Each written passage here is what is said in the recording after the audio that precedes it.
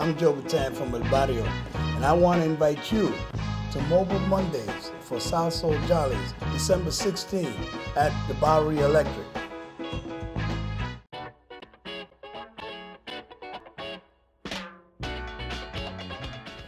Okay, hi.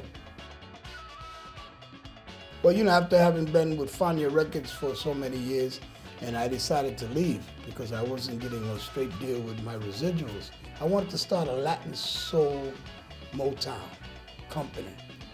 And I had this concept of how R&B music was selling and Latin music, and I couldn't see why it couldn't be combined. Salsoul wasn't created yet. And I released the first album, and I entitled it Salsoul. Nobody paid it any attention, but that was my definition of salsa and soul mixed together. The next thing, they said, well, what do you do now? I said, well, you got to get it played on the radio. He said, we don't know anything about that. So I aggressively went up to Frankie Crocker and I said, hey, Frank, he said, yeah, what can I do for you? I said, I'm trying to get my record played. He said, why did you come up here? We got nobody else to come up here. I said, yeah, okay, leave it there. And turned on the radio, and boom! My record was playing. Unbelievable. This is unheard of. This is a dream come true. Here I just went to the guy, the program director of a major radio station, and I said, can you play my record? And he's playing it. He wanted to play what no one else was playing. You see? He said, who else did you give to? I said, nobody. That's what he liked. Larry Levant was the same way.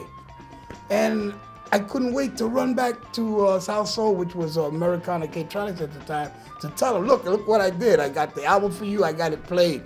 Next thing I know, they sold 15,000 records, albums in the first week. Unheard of for that company, right? And he says, they got excited. What do we do now? I said, well, we keep promoting, you know?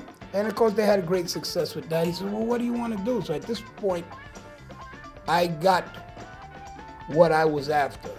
To come back on the scene, I proved that I was more than just an artist with Fania Records. So he gave me what I want. He says, what do you want to name the company? I said, Salsoul Records.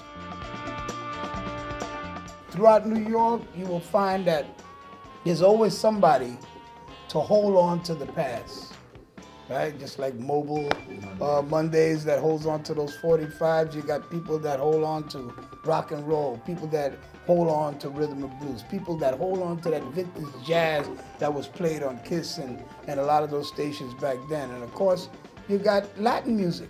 Despite all that, to this day, the DJ is #1 in Joe Bataan's life as far as promoting my product.